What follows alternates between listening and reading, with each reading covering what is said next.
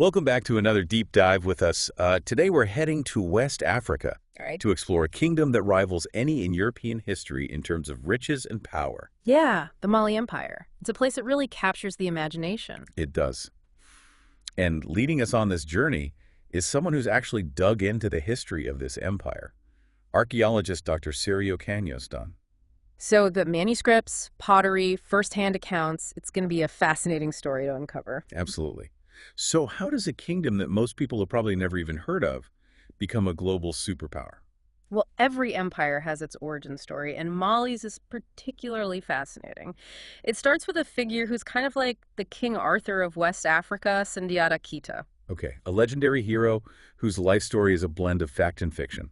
I'm intrigued already. Tell me more. Right, so the Sundiata epic, which was passed down through generations, tells the story of his rise to power. I mean, we're talking born disabled, overcoming adversity to become a fierce warrior, and then ultimately uniting a vast territory. Wow, that's incredible. But how much of that epic is actually true? That's the thing. While there are definitely fantastical elements, historical records back up some key details. For example, the scholar Ibn Khaldun, who wrote over a century after Sundiata's reign, actually mentions him. So you have this fascinating interplay between oral history and actual documented evidence. Exactly. And that makes studying the Mali Empire so captivating. And you know what's even more interesting? What's that? The echoes of this centuries-old civilization can still be felt today in the music and traditions of West Africa. Oh, wow, that's amazing. It is. It speaks to the lasting impact of the Mali Empire. And, it wasn't just influential, it was vast, stretching from the Atlantic coast all the way to the Sahara Desert. Wow, that's a huge territory. To manage that, they must have had quite the structure. How did it all work? It wasn't like a rigid state with total control. It was more like a sophisticated federation. Okay, so a central authority, but different regions had some autonomy. Exactly. The core territories were under the emperor's direct control, but others had more independence as long as they paid tribute and acknowledged Mali's authority. And just like the Romans spread their culture through Romanization, the Mali Empire had its own process, malification. Okay, so malification was the integration of different cultures into the empire. Yes, language played a big role, but also customs traditions, even religious practices. It was like weaving a cultural tapestry with threads from different regions, creating a shared identity. Yeah, those cultural elements still exist today. It's incredible how they've endured. It really is a testament to the power of cultural exchange. Okay, so we've got Sundiata uniting the empire and malification shaping its identity. But now let's talk about the ruler who really put Mali on the map, Mansa Musa. Is it true he was so wealthy that he could destabilize entire economies just by spending money? His wealth was on a scale that's hard to fathom today. His pilgrimage to Mecca in 1324 really gives us a glimpse into the opulence of his reign. This is the one where he traveled with this massive caravan, showering cities with gold along the way. That's the one. We're timesing hundreds of pounds of gold carried by camels, soldiers, even enslaved people distributing gold as they went. It was a sight to behold. I bet. People must have been stunned when he passed through places like Cairo, which was this major hub at the time. No, absolutely. The historical accounts describe shock and awe. He spent so lavishly in Cairo that he actually caused rampant inflation, devaluing gold for over a decade. Wow. A single individual having that much impact on a global commodity. It's mind-boggling. It really is. But it wasn't just about showing off. Mansa Musa was a shrewd leader. He understood the power of spectacle and diplomacy. So a strategic move to establish Mali's presence on the world stage. Exactly, showcasing their wealth, power, and forging connections with other leaders. So a brilliant combination of political savvy and economic might.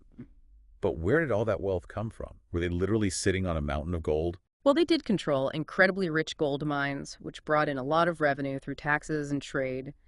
But it wasn't just gold.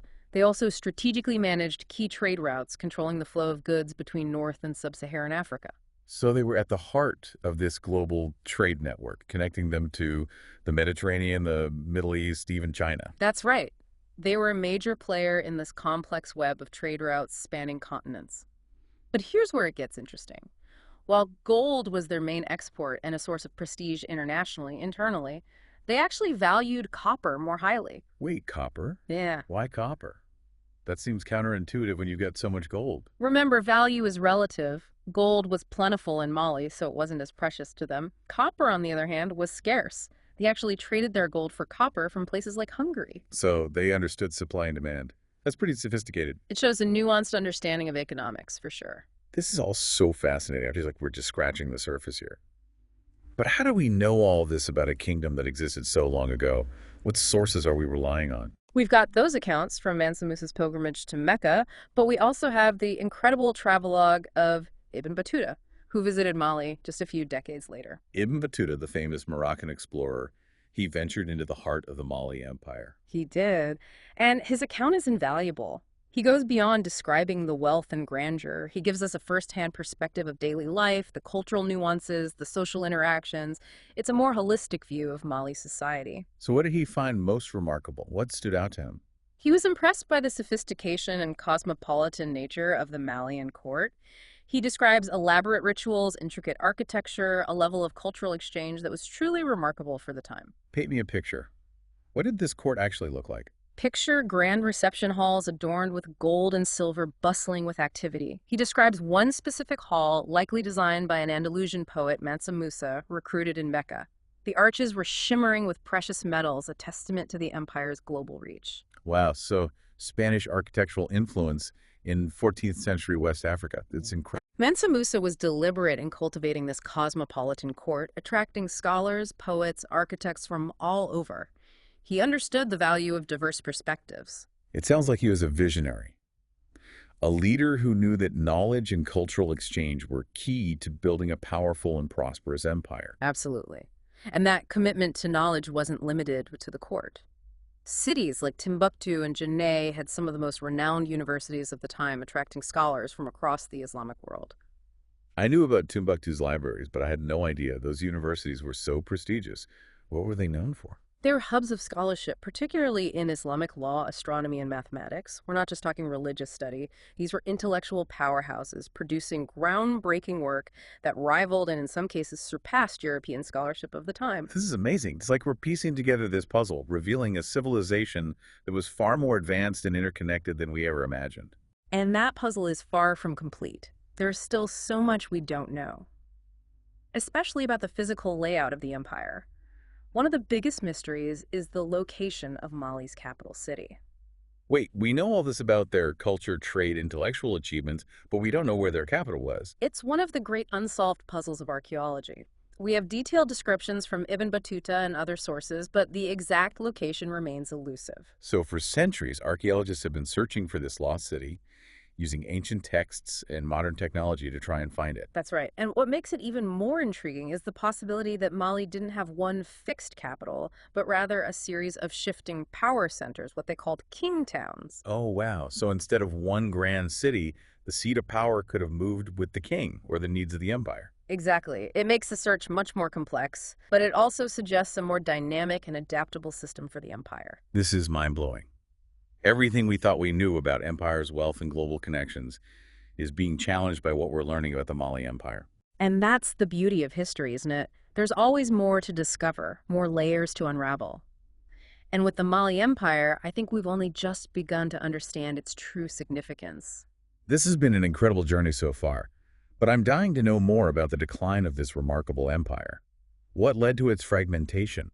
Well, like all empires, a combination of factors contributed to its eventual decline. It's easy to think that empires fall because of one big event, like a war or an economic collapse. But it's usually much more complicated than that. Right, it's more like a slow decline. Exactly. It's more like a tapestry slowly unraveling thread by thread. So what were some of the threads that started to unravel in the case of the Mali Empire? One of the key factors was the loss of control over those crucial trans-Saharan trade routes. Ah, right. Because their wealth and influence came from their position as a middleman in the trade between North Africa and Sub-Saharan Africa. Exactly. They had a monopoly on the flow of gold, salt, and other valuable goods. But monopolies don't last forever. By the late 14th and 15th centuries, a powerful rival emerged to the east, the Songhai Empire. And this is the empire that eventually takes over from Mali. That's right. The Songhai, under leaders like Sunni Ali and Askia Muhammad, were really smart. They started taking control of key trading cities along the Niger River, including Timbuktu and Janneh. And those are major cities for Mali, right? So losing them must have been a huge blow. It was devastating. They lost control of the taxes and tariffs that had made them so wealthy. It's like suddenly losing a major source of income. And this is also around the time that European powers were starting to explore the West African coast, right? Yes. The Portuguese were looking for a sea route to India, and they began establishing trading posts along the coast. This created new trade networks that bypassed the traditional trans-Saharan routes that Mali controlled. So Mali was being squeezed from both sides, the Songhai from the east and the Europeans from the south. Exactly. It was a perfect storm. Yeah. And it really destabilized Mali both economically and politically. And to make things even more complicated, the empire's decentralized structure, which had been a strength during its expansion, started to become a weakness. Now, that's interesting. I would have thought that having a decentralized system would have made them more flexible and adaptable to these kinds of pressures. In theory, yes. But as the central authority weakens, the outlying provinces and tributary states see an opportunity to break away. They're less likely to pay tribute or follow orders. It's like the empire is being pulled apart from the edges. That's a great way to put it. And we see this reflected in the historical records.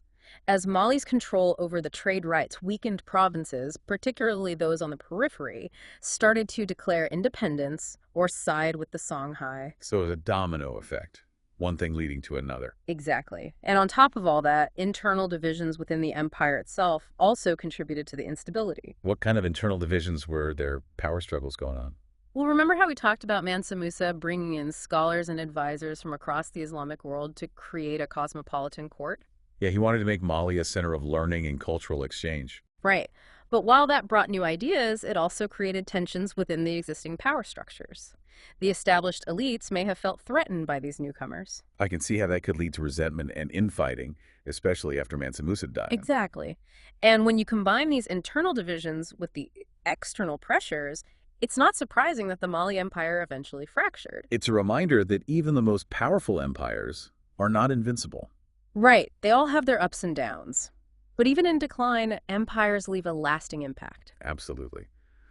So what about the Mali Empire? What's its legacy? What remains of it today? Well, as we discussed, the cultural elements that spread through Malification are still very much a part of West African culture today. Music, oral traditions, even courtly protocols in some modern West African states all reflect the influence of the Mali Empire. So even though the empire itself is gone, its cultural DNA lives on. Exactly. And it's not just cultural.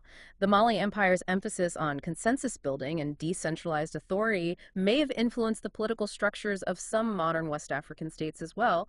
It's a reminder that the impact of an empire can last for centuries. It's fascinating how these echoes of the past continue to shape our world today. Yeah. And it makes you realize that history is about so much more than just dates and battles. It's about understanding the legacies that shape our present. And in the case of the Mali Empire, it's about recognizing the achievements of a civilization that has been too often overlooked. Absolutely. We've talked about their wealth, their global connections, their cultural impact. But there's one piece of the puzzle we haven't explored yet. The mystery surrounding the location of Mali's capital city. Ah, yes, the elusive capital. Despite all that we know about the Mali Empire, this remains a mystery. So we have all these descriptions of a grand city, but no one knows for sure where it was. It's a mystery that has fascinated historians and archaeologists for centuries. And when we come back, we'll delve into the ongoing search for this lost city, exploring the theories about its location and what its discovery could reveal about this remarkable civilization. So we've explored the rise and fall of the Mali Empire. We've marveled at its wealth and traced its enduring cultural legacy. Yeah. But there's still one question that lingers. Where was its capital city? Ah, that's a question that has fascinated historians and archaeologists for centuries. I mean, we have these vivid accounts from travelers like Ibn Battuta describing a bustling city, a center of power and commerce, but pinning down its exact location has proven to be incredibly difficult. It's almost as if this metropolis just vanished into thin air. Well, that's part of what makes this mystery so captivating. Hmm. For years, the most likely candidate was a site called Niani in present-day Guinea. Okay. It seemed to match some of the geographical clues from those historical accounts. And did it turn out to be the lost capital? Unfortunately, no. While Niani is definitely an important archaeological site, radiocarbon dating showed that it predates the Mali Empire. So it was already there before the capital would have existed. Oh, so the search continues. Mhm. So where are archaeologists looking now? What are some of the other possibilities? Well, there are a few contenders. One is Kongaba, also in present-day Mali. It's located near the Sankarani River, which fits with descriptions of the capital being close to a major waterway. And wasn't Kongaba the birthplace of Sundiata Keita, the founder of the Mali Empire? That's right. Yeah. And that's why many researchers think it would have been a logical choice for the capital. You know, establishing the capital at the founder's birthplace would have been a powerful symbol. I can see that. But are there other possibilities? Yeah, some archaeologists believe the capital might have been further north, closer to the empire's trading networks. So sites like Diambokoto and Kirkongo have also been suggested. And then, of course, there's the Kingtown theory, right? The idea that the capital wasn't a fixed location, but rather a series of moving power centers. Exactly. And if that's the case, then the search becomes even more challenging. Trying to find not one lost city, but multiple sites that served as the capital at different times. Right. Like trying to solve a puzzle with half the pieces missing. It's a daunting task, for sure. But archaeologists are using all sorts of tools and techniques to try to unravel this mystery. Things like ground-penetrating radar and aerial surveys. It's amazing how technology is helping us uncover the secrets of the past. It really is. And finding the capital of the Mali Empire, whether it's one city or several, would be a major discovery. It wouldn't just be about putting a dot on a map. It would give us a whole new understanding of this incredible civilization. It's like getting a glimpse into the lives of the people who built this empire. Exactly. Imagine the things we might find: palaces, temples, homes, everyday objects, works of art. Each piece would tell a story, giving us insights into their political systems, their religious practices, their artistic achievements, their interactions with other cultures. It's really exciting to think about all the possibilities. It is. It's as if the Mali Empire is waiting for us to rediscover it piece by piece. And that's the beauty of history, isn't it? Mm-hmm. It's about connecting with the past and understanding the legacies that shape our present. And in the case of the Mali Empire, it's about recognizing the contributions of a civilization that has been too often overlooked. That's a great way to put it. And I think our deep dive into the Mali Empire has really shown us that there's always more to learn about our shared history. Absolutely. It's a dynamic and ever-evolving story with so many hidden chapters waiting to be written. So to our listeners, keep those minds curious, keep exploring, and who knows, maybe one of you will be the one to finally solve the mystery of Mali's lost capital. That would be incredible. But until then, keep listening and join us next time for another deep dive into the fascinating world of history.